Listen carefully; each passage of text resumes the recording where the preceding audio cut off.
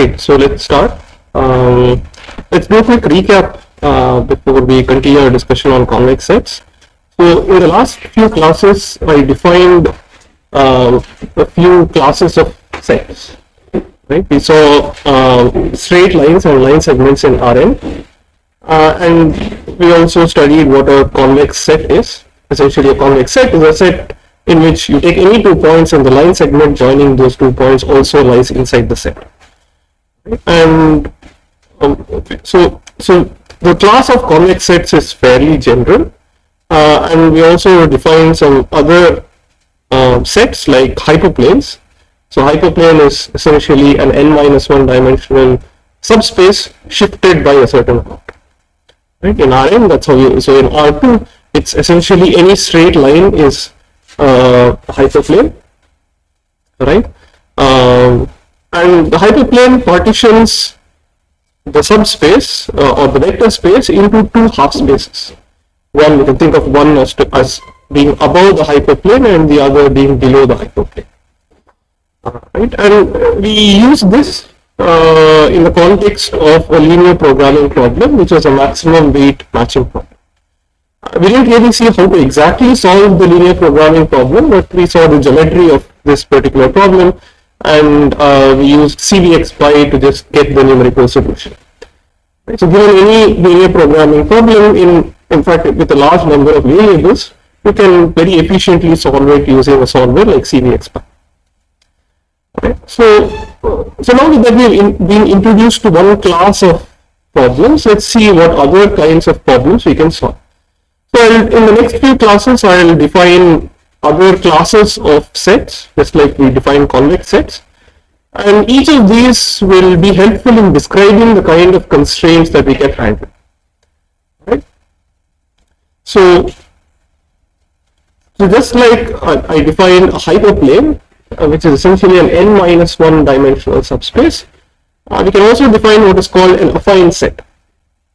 Right? So what is an affine set? You can think of it also as a kind of generalization of a convex set.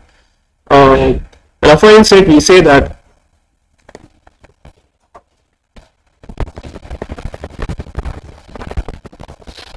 some set S is affine if essentially for all x1, x2 that lie in the set, the straight line passing through x1 and x2 also lies within the set. Alpha x1 plus 1 minus alpha x2 lies in S for all alpha in R.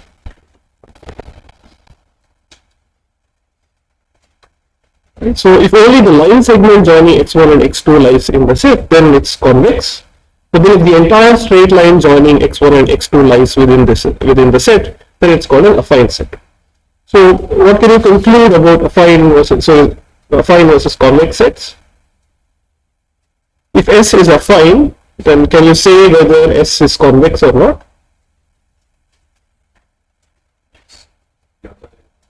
Yeah? Which one? It's convex. Why did you say that? Because convex is but within the range. Correct. Whereas this is not the range as that becomes the size. Which one becomes so I'm saying that if S is an affine set, then can I conclude whether it's a convex set or not? If S is a convex set, then is it affine or not? A general convex set versus a general affine set. Okay, so let me write that down. So S is affine. I have two statements. The set S, a given set S, it is affine. Set S is convex. So is it true that this implies this or this implies this, or they both imply each other, or there's no implication at all?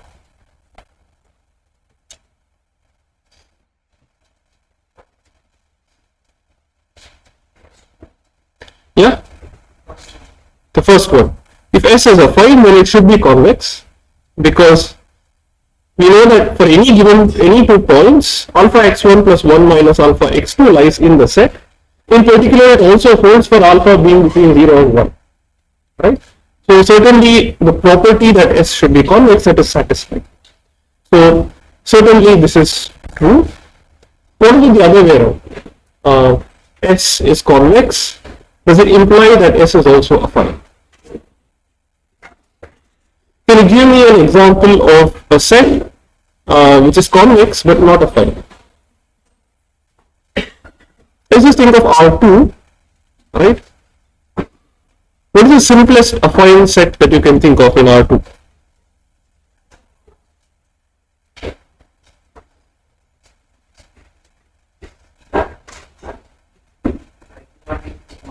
Yep, the straight line joining any 2 points, that is an affine set by definition, right? Because if you take any 2 points on the straight line, obviously the straight line is also in the straight line, right? So that's an affine set. Now, can you give me an example of any convex set in R2 which is not affine? Yeah, so you take a line segment, right? If I take a line segment, then this is definitely convex, but it is not affine because the entire straight line joining these 2 points does not lie in this. So it is not true that if S is convex, then S is affine. Obviously, these other statements don't hold. So every affine set is a convex set, but not every convex set is an affine set.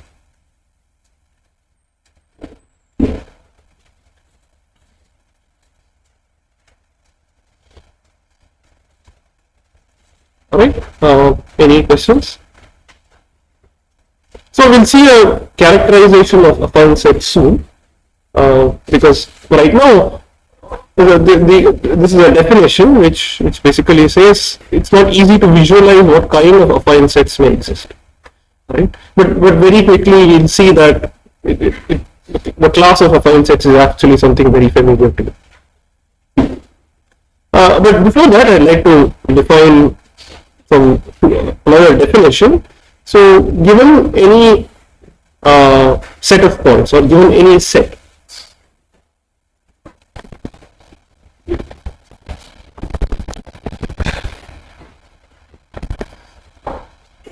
S need not be affine or convex or anything. It could be an arbitrary set. Alright, the affine hull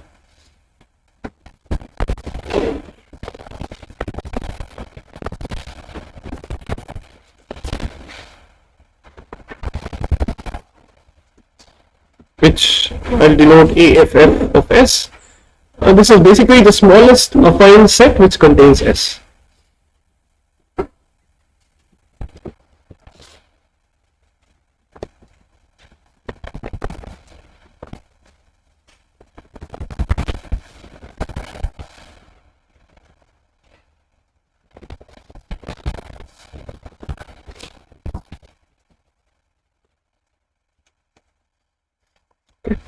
Another way of describing the affine hull is using what are called affine combinations. So given any x1, x2 up to xn, take any endpoints, any combination of the form alpha 1 x1 plus alpha 2 x2 so on up to alpha m xn, where alpha 1 plus alpha 2 plus so on up to alpha m, this is equal to 1. This is called an affine combination. It's a linear combination, of course, but it's a special linear combination because all of these coefficients should sum to 1. They could be negative, right? There's no restriction that it should be non-negative.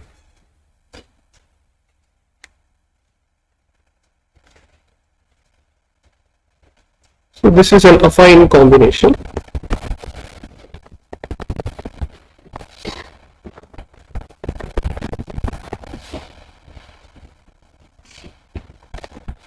And if you take any set S, then the set of all possible affine combinations of all possible points gives you the affine hull.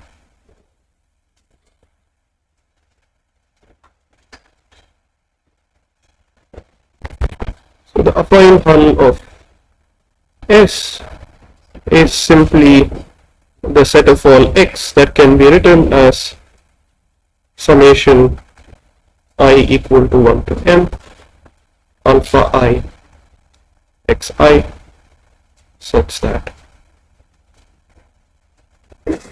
alpha I is in R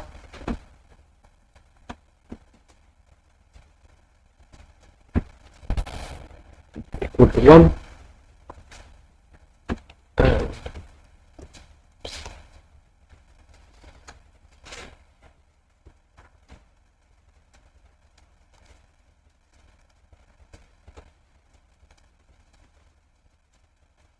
and each xi is in S. And for every n, I'm not fixing a particular n, right, for all finite n.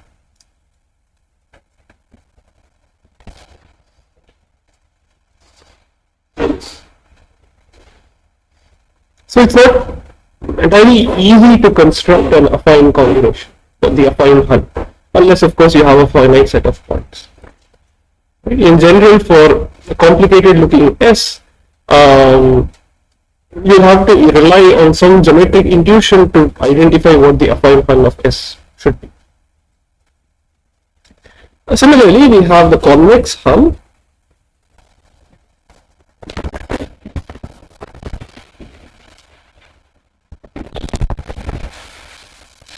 So the convex hull of S is the smallest convex set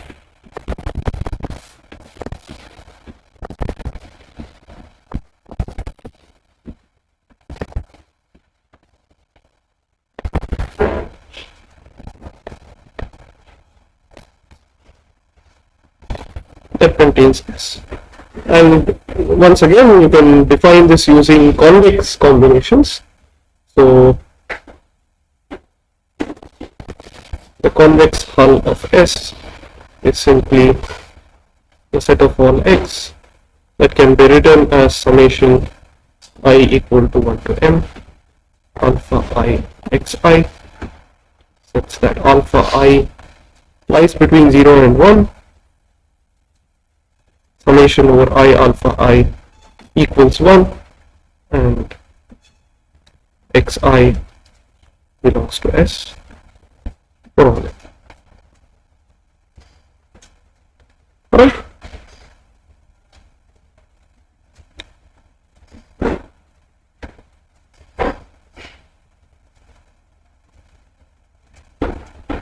So let's take a simple example in part 2.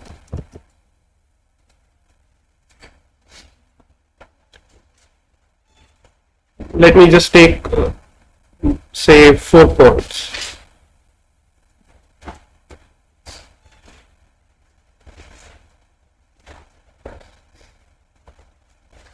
Right?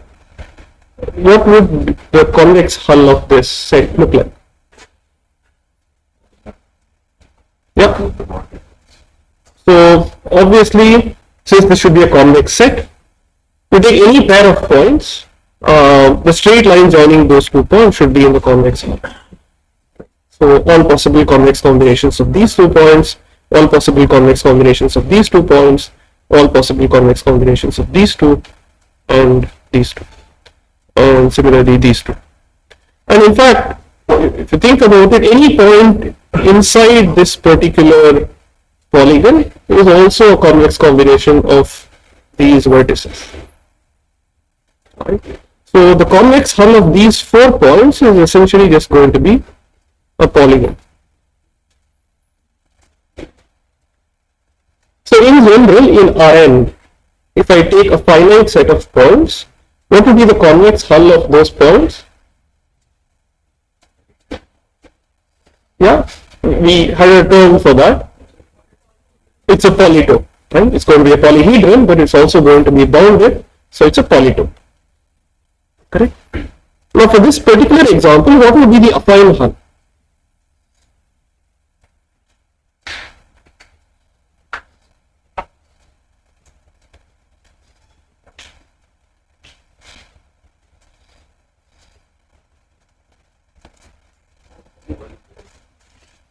Yeah, it's going to be the entire R2.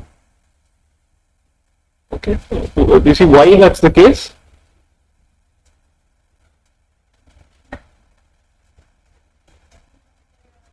Why is it true? Yep, so you can extend, of course, all of these, right, in all directions, right? So today, you know that the convex hull of S. So what can you say about the convex hull of S versus the affine hull of S? So the convex hull is going to be a subset of the affine hull. You all agree? Right. So effectively, the affine hull of S is also the affine hull of this particular polygon. Right? All affine combinations of this polygon is going to give me the affine hull.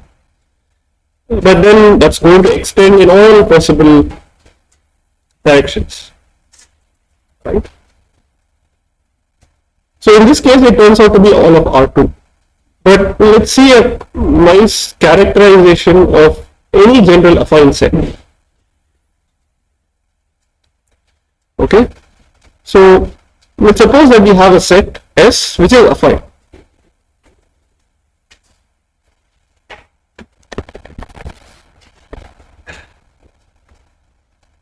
Yes,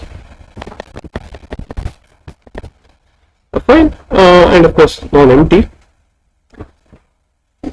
So take a non-empty set S which is affine. Okay, and let me just take any x0 belongs to S. Well, just to be some complicated looking set in Rn, I take any arbitrary point from this set, and let us say I shift the whole set by an amount x0 or minus x0. So let me define S0 prime to be S0 minus, S minus x0.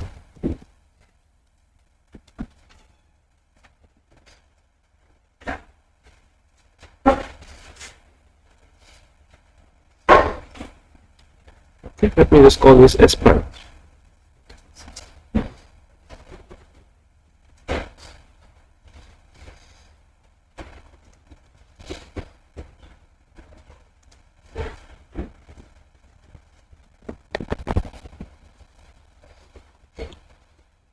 So S prime is just S minus x0.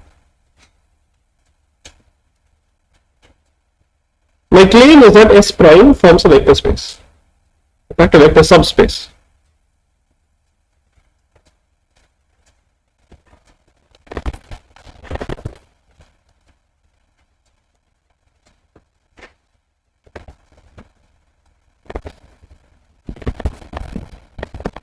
What do I need to prove? What do I need to show in order to prove this statement?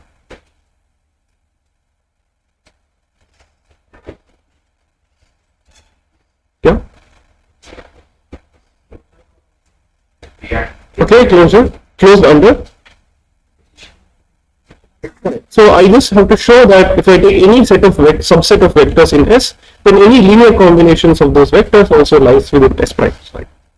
So take any two vectors for every, say, x1, x2 in S prime. I need to show that, let's say x1, let me call this x1 prime, x2 prime in S prime. I want to show that alpha x1 prime plus beta x2 prime is in S for all real numbers alpha and beta. Okay, not just affine combinations, all linear combinations lie inside this set. Correct? So let me just take any linear combination. Pick your favorite alpha and beta, the arbitrary real numbers. Let me take alpha times, say, alpha x1 prime plus beta x2 prime. What do I know about x1 prime and x2 prime? They belong to S prime. So they belong to S minus x0, which means that I can write x1 prime as some x1 minus x0 and x2 prime as x2 minus x0 for some x1, x2 in S.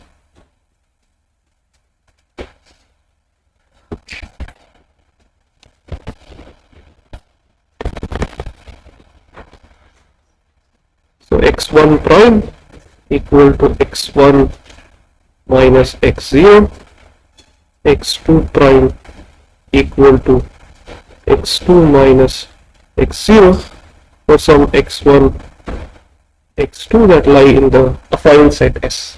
S is affine.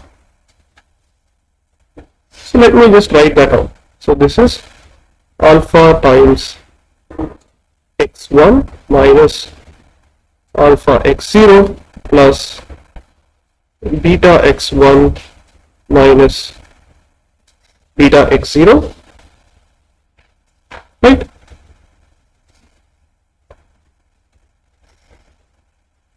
What I want to show is that this lies in S prime. Okay. So let me take alpha x1 plus beta x2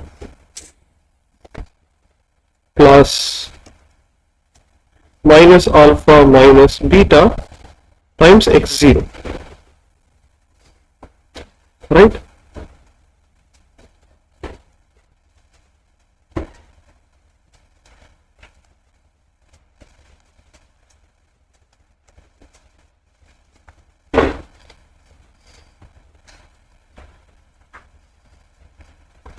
What do I need to show? What do I need to do to convince myself that this lies in S prime? So I should be able to write this as some vector in S minus x0, correct? So let me just add and subtract x0 to this particular quantity. This is equal to alpha x1 plus beta x2 plus minus alpha minus beta x0 plus x0 minus x0. Okay, this is equal to alpha x1 plus beta x2 plus 1 minus alpha minus beta x0 minus x0. Okay, I'm just doing some algebraic manipulation, right? For this to lie in S prime, what do I need to show? Where should this lie? Yeah, in S, correct? If this vector lies in S, then this vector would lie in S prime. But does this vector lie in S?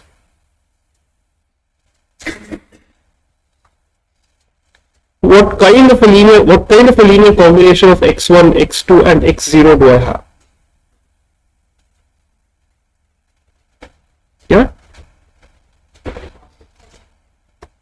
it's not a convex. Alpha and beta could be arbitrary real numbers, they could be negative, right? It's actually an affine combination because the sum of the coefficients of x1, x2 and x0 is equal to alpha plus beta plus 1 minus alpha minus beta, which is just 1. So this is simply an affine combination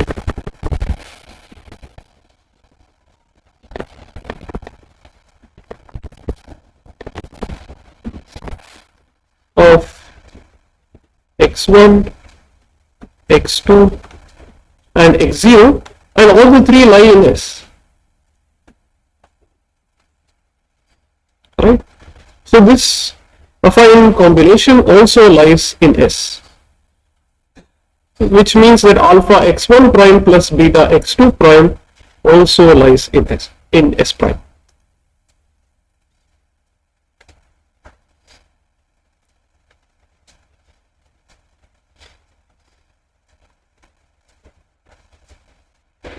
Do you agree with me? Any questions?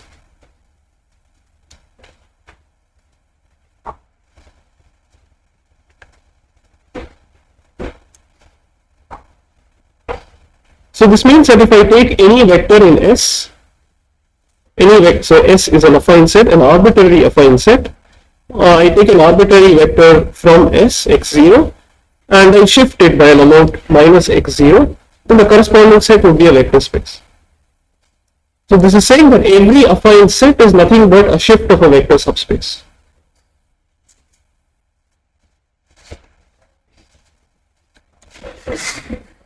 I'm sorry?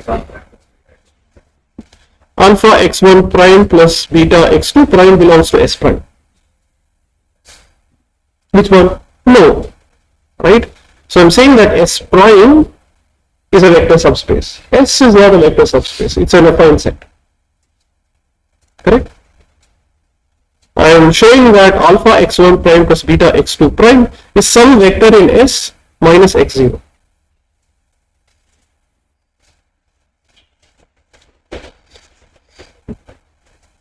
So this set is closed under all possible linear combinations. S prime is closed under linear combinations and therefore forms a subspace.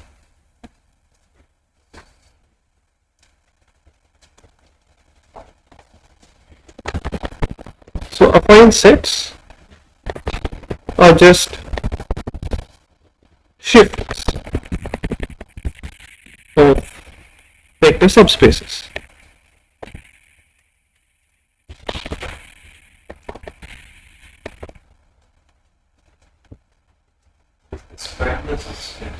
S prime is the subspace. S is the affine set. It's a shift of the subspace. Correct. Basically, let's say both are added some constant to every point. Correct. How is that changing the fact? So can an affine set not be a subspace itself? An affine set could be a subspace. Agreed. Yeah. So in fact, it's not necessarily a subspace. Right? And when I say shifts of vector subspace, it could also be a zero shift. Right?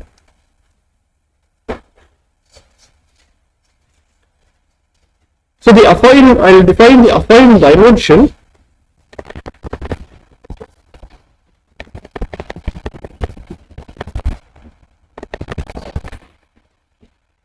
of any set of S is simply the dimension of S minus x0.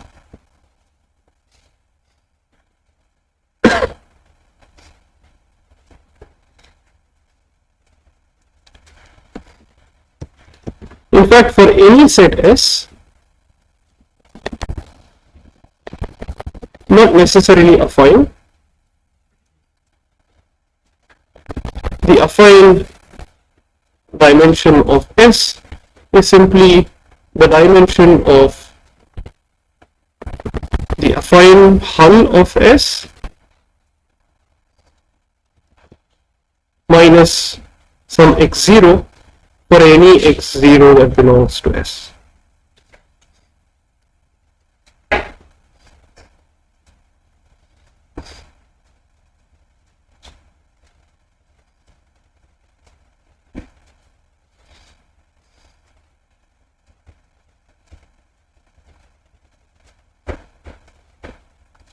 So let's see some examples. Okay, any questions so far? Which one? Here? Okay. So up to this point is fine. Okay, just algebraic manipulation. I just took alpha x1 prime plus beta x2 prime, and I could write this as alpha x1 plus beta x2 plus minus alpha minus beta x0 plus x0 minus x. I just combine these terms. I can write that as alpha x1 plus beta x2 plus 1 minus alpha minus beta x0 minus x0. That's okay? Right. Now x1, x2 and x0, they lie in S, which I know is an affine set. Correct?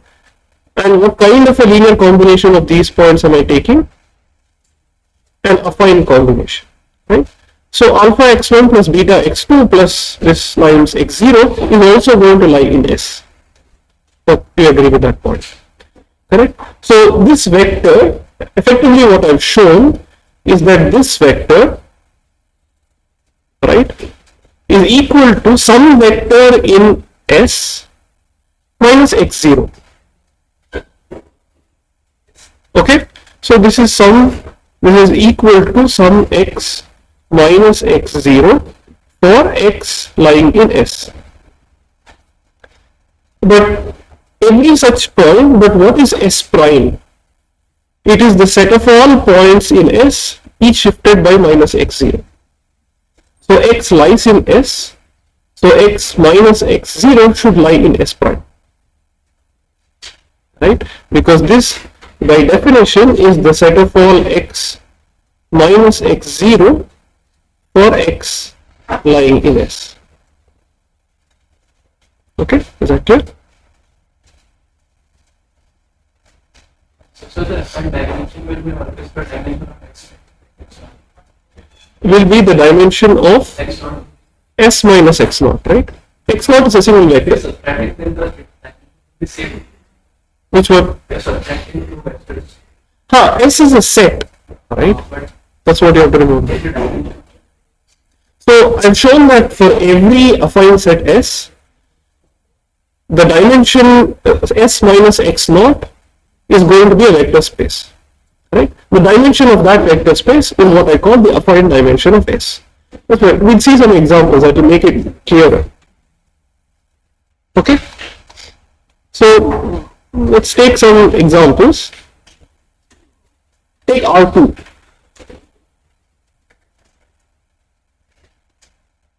Right? What is one affine set you can think of? Just a straight line that potentially does not pass through the origin. Let me say this is equal to, let's say, the set of all x such that x1 plus x2 equal to 1.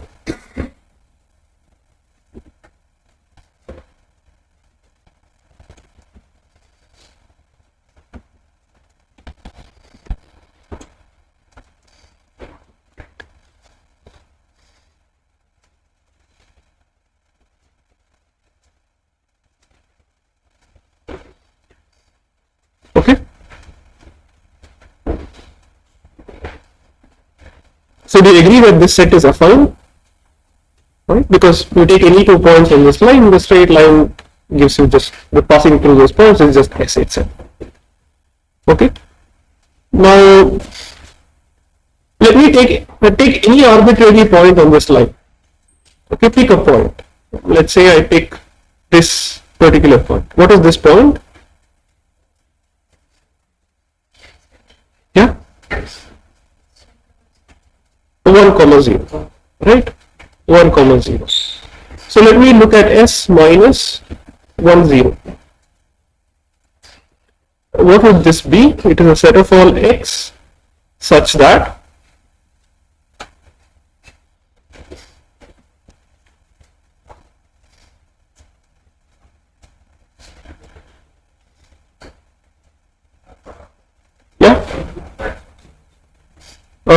alpha x1.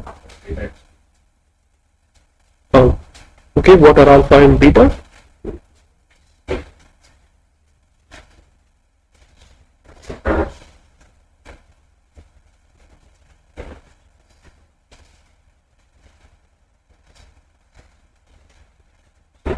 So this is the set of all possible x1, x2 such that x1 is in R, x2 is in R, and x1 plus x2 is equal to 1. Alright, so it is in fact the set of all x such that x1 is in R, x2 is in R, right? So in fact it is x1 in R minus 1, which is just R, x2 is in R, but what should, let me call this x1 prime, x2 prime, x prime. What should so x1 prime is equal to x1 minus 1, right? So it's basically I'm taking this set and I'm putting a transformation. And what is that transformation? Every component of x1 I'm decreasing by 1.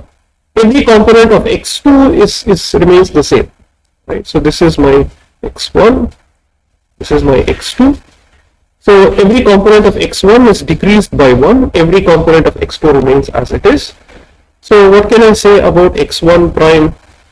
X1 prime equal to x1 minus 1, x2 prime equal to x2. So what can x1 prime plus x2 prime, what is this equal to? This is equal to 0. What does that correspond to? Correct? What it's the straight line that passes through the origin and has slope equal to minus 1. Correct? So okay, so that's one possible shift, right? Let me take any other shift. Let's say I shift by this particular vector over here. What do I get? So effectively my x1 double prime, this is equal to x1, but x2 double prime is equal to x2 minus 1. What kind of a set do I get if I make this particular transformation? Yeah, I get the same set. In both cases, it's a vector space. Right? It's a one-dimensional subspace of R2. Correct? So the affine dimension of this particular set is equal to 1.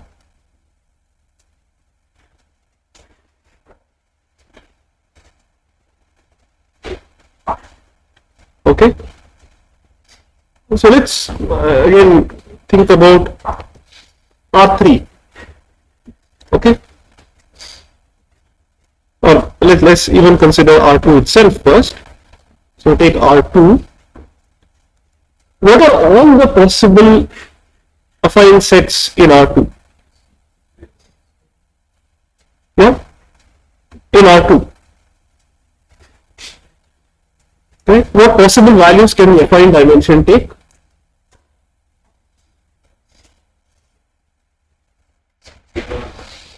Zero, 1, 2. Right? In principle, it could be 2. So if it's dimension 2, then what possible affine sets can you have? It's just all of R2. Right? This is affine.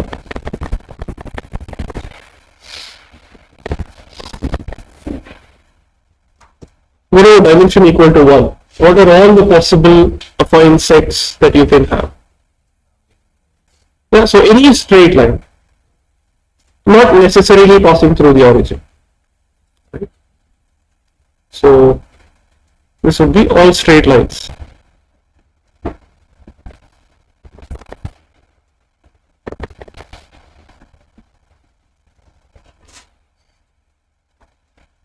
And each of these have dimension, affine dimension equal to 1. Right? What about dimension equal to 0?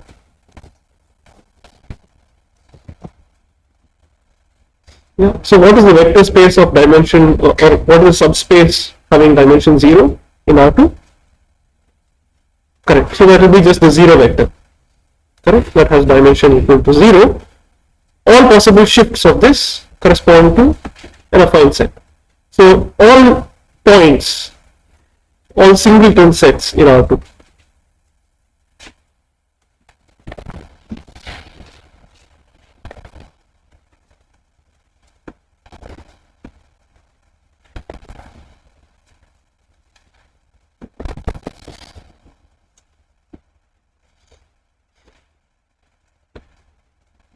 Okay, let's look at R3. So certainly each of these are also affine sets in R3. We take a point shifted by any particular amount, or every singleton set in R3 is also an affine set. Any straight line in R3 is also an affine set having affine dimension equal to 1. And any, what about two-dimensional affine sets? Any plane, not necessarily passing through the origin. Right? So all of these are affine sets, and R3 itself is an affine set. Right? So in fact, these are the only kinds of affine sets you can have. In R2, you can have only these three kinds of affine sets.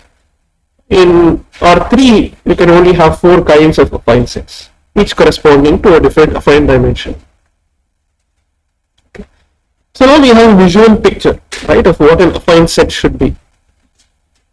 So let's try to think about what the affine hull of a particular set should be. Okay.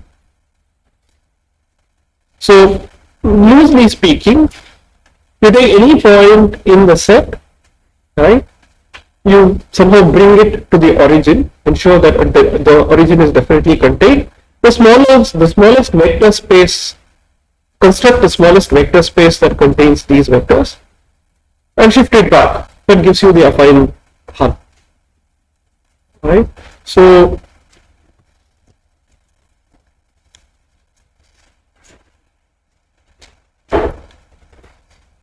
let me take 2 points.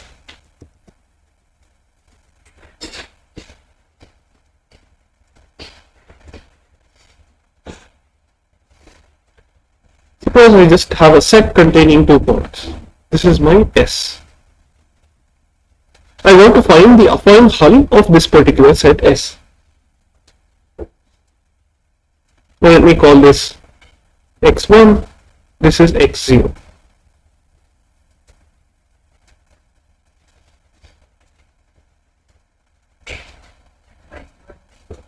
Yep, it's just going to be the line joining those 2 points. Suppose I have 3 points all lying in a line, it's going to be the line joining those 3 points. Right? But let's say I put a 4th point somewhere else, not along this particular line. Yep, that's going to be the entire R2. Correct? So effectively, if I just look at this set, I shift all of this to 0, I shift everything by x0, let us say. So I get these 4 points. This is x minus x0. All I have to do is just find out how many linearly independent vectors are there in the set. That gives me the affine dimension. Right? In this case, I have exactly 2 linearly independent vectors, either this and this, or this and this vector.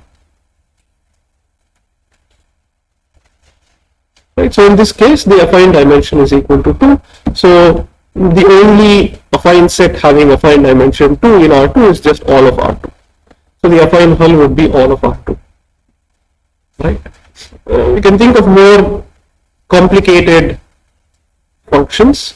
So let's say I take let's say R3,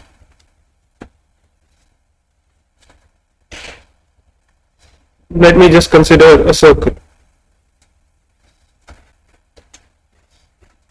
right? A circle in R3, any circle in R3, all the points that lie on the circumference only.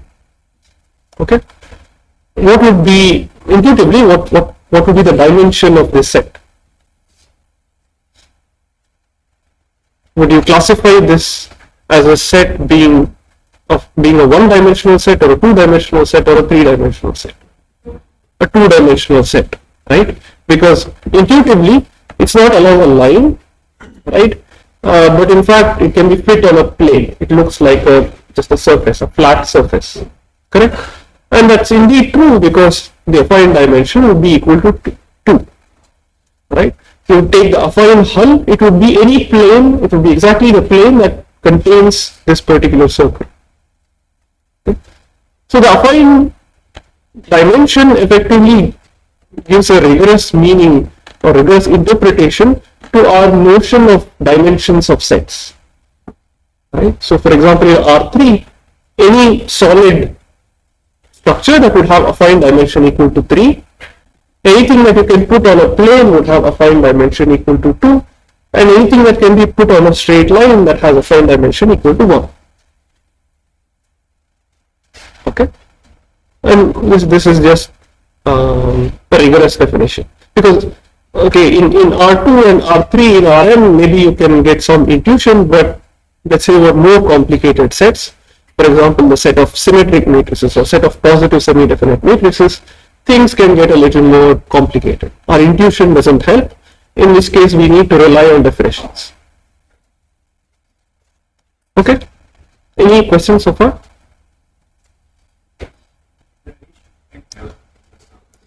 Where we shifted it Correct. to show that there's a sum. So Correct. there's some along some plane. Along some plane, we just shift it back to 0, right? Why we shifted it to 0 every time? Like for the line we shifted it to 0. Because I just want to know what is the vector space, So you the want smallest subspace that contains S minus x0 for any x0. any dimension that's with for any space dimension, let's say n, Correct? and I have some set in the Affine dimension m. Correct. That set will always pass through the zero vector of the entire subspace. S minus x0 will pass through. Yeah, that's my Yes. So in fact, suppose I have an affine set which contains the 0 vector. Then what can I say about the set? It's a subspace, right? So in Rn, these are the only kinds of affine sets you can have. So it's the intuition is much simpler. Now let's take this set. Okay, let me take the circle itself. Or let me consider the circular region, right? Suppose I'm interested in this. So the region enclosed by this particular circle. Again, intuitively, this is a two-dimensional object, right? You can think of a cutout paper circle, right? It's not a solid object in R3. Right, so it in fact does not have any interior, right? There's no solid object inside it, okay? But we can still intuitively think about this as having a boundary as well as some interior region, right? What would you classify as the boundary? It would be this region in pink, right? That would be the boundary of this particular set, this circle. And this green shaded region, everything inside, strictly inside this boundary is what I could potentially call the interior, right? So again, we need to make some formal definitions that are in line with our intuition. So formally speaking, a limit point, so given a set,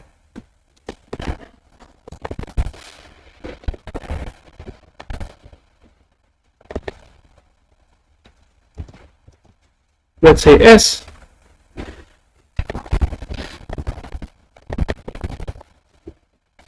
so you can take any particular set and take any arbitrary convergent sequence that converges, any arbitrary convergent sequence from points in S. It may converge to a point in S, it may converge to something outside S. Okay. All possible points that this can converge to is called a limit point. Okay.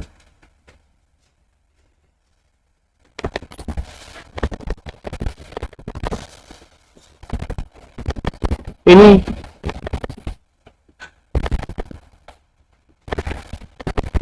convergent sequence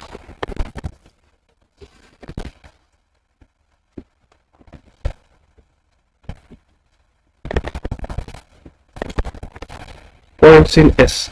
So what do I mean by this? It means that I take an infinite sequence x1, x2 and so on.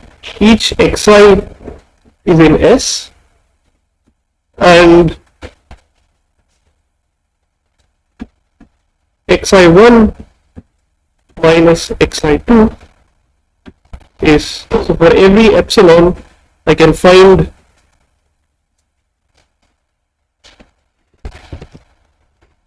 an n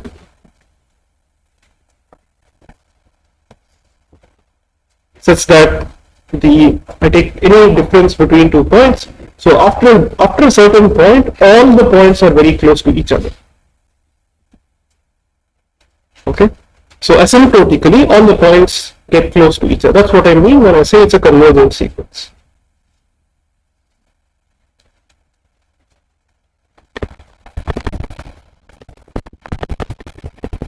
Epsilon greater than 0.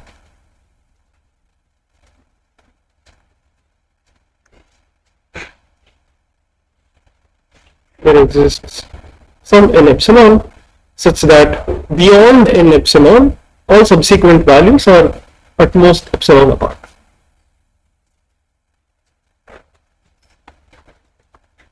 Okay, so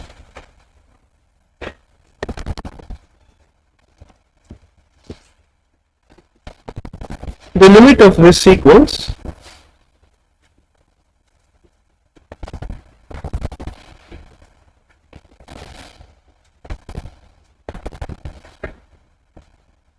is a limit point. So the set of all limit points is simply set of all possible points that these sequences can converge to. So let's take an example. Suppose I take the open interval from 0 to 1. Okay, I take sequences, all possible sequences of elements from 0 to 1, convergent sequences. What possible values can they converge to? They could of course converge to any number between 0 and 1, but can I have a sequence that converges to 0? Yeah, I can, right? So for example, 1 by 2 to the I, right? Each of those points, remember, for every finite I, 1 by 2 to the I lies inside this particular set. But it converges to 0, which does not lie in this set. Right? So there is one limit point which is not in this particular set. Similarly, I can have a sequence that converges to 1. Right? That's another example of a sequence. That's another example of a limit point that does not lie in S. So if I take S equal to this, then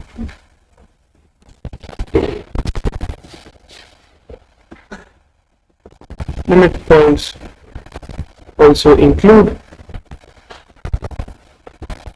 0 and 1.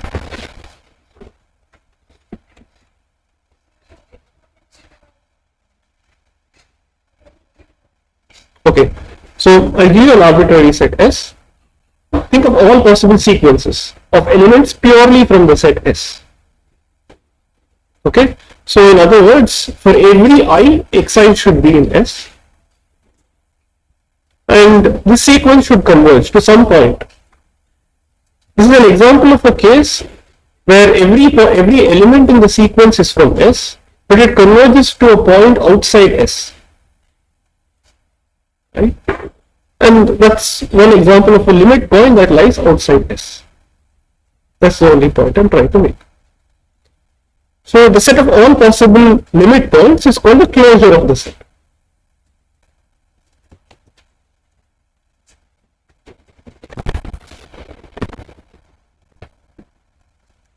Closure of S is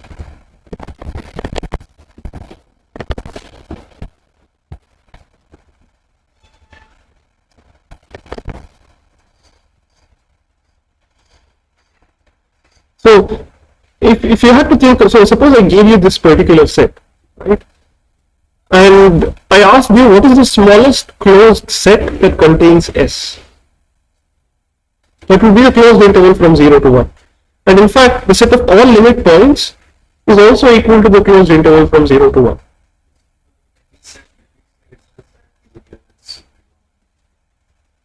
1.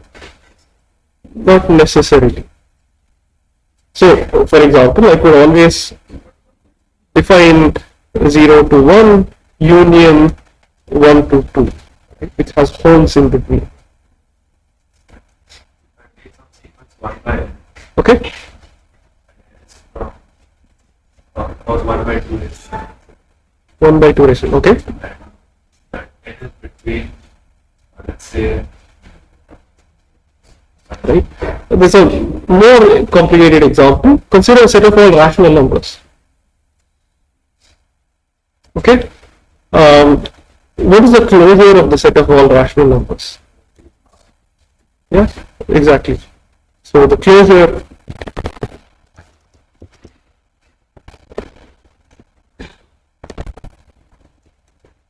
of the set of rational numbers is in fact equal to the set of real numbers.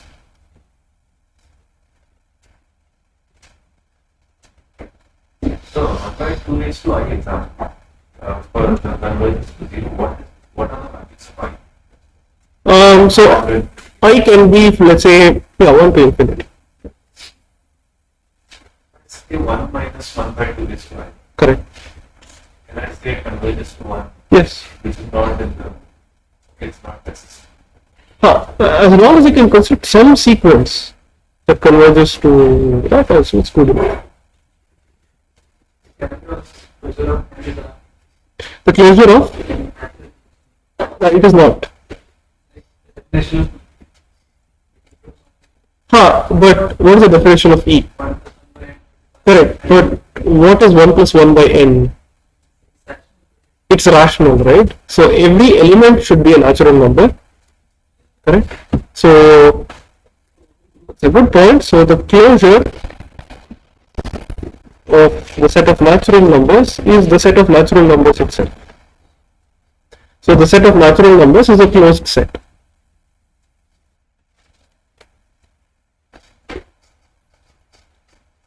So the closure is also the smallest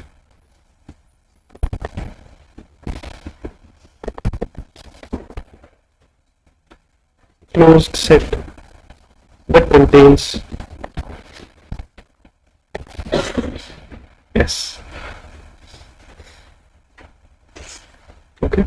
So in fact, intuitively, the idea is that if the set does not include points on the boundary, so given a set, how do you construct the closure?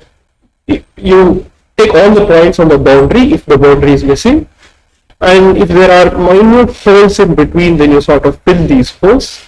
So you can think of the closure as essentially smoothing out the set, right? So you can, even if you, let's say, consider Q, the set of all rational numbers, there are a bunch of holes, but these are all very minute holes, right? You smoothen this set out, you get the set of all real numbers. But if you think of the set of natural numbers, there are big gaps. So you can't smoothen out those gaps. Similarly, if the boundary is not included, then you sort of fill in the boundary, and that gives you the closure. Again, it's just intuitive.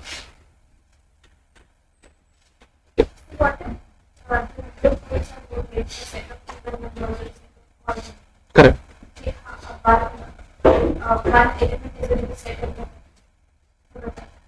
Again, there are big gaps in those. No? There are big gaps. Correct. But also, let's say that I consider this set of all 1 by 2 to the I in 1, 2, and so on. It's a set, right, which corresponds to a sequence itself. What is the closure of this?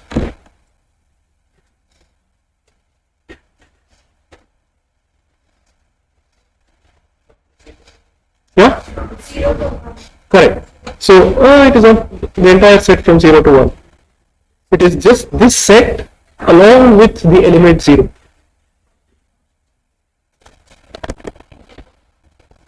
So the closure of this set is the set itself, 1 by 2 to the I,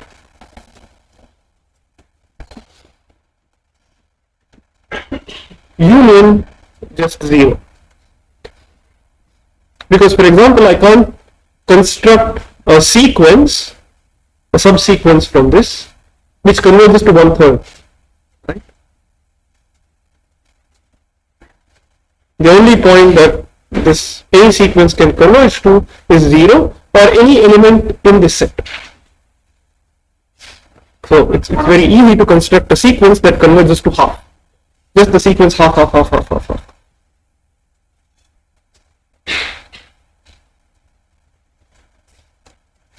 Right? Any questions?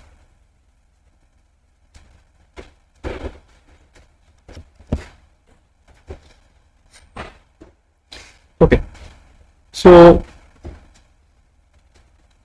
again, quick recap of what we did and what we want to do. We looked at affine sets and affine dimension, right? We characterized the set of all possible affine sets, and we use this notion to define closure of a given set. And similarly, I define the interior, which is essentially the largest open set that is contained within the set.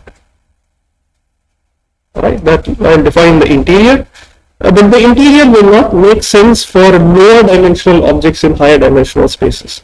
So for example, the circle, right, it will turn out that it has an empty interior because it's not solid, right? But we still want a notion of interior for this, which will be captured by the relative interior. Okay, and that will just correspond to the circle with the boundary removed out. And we also define the boundary of a given set. So why are all of these important? If you think of an optimization problem, right, we're interested in constrained optimization problems. And the set of constraints could be something weird looking. For example, the circle.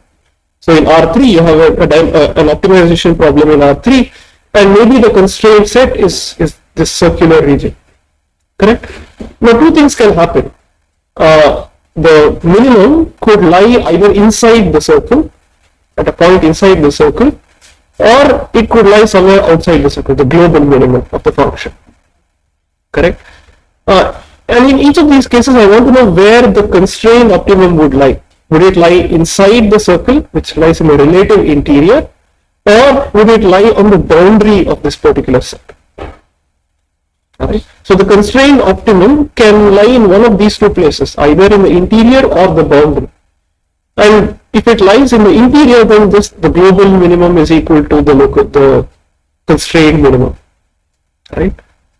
But if the global minimum does not lie in the interior, then it means that the minimum is achieved at some boundary point. In which case we need to do something more because we've not seen any techniques that let us perform constrained optimization so far. Okay, so let's stop here and we'll have a quick quiz. Okay, this will be a pen and paper quiz. Again, short, just like last time. So 15 minutes.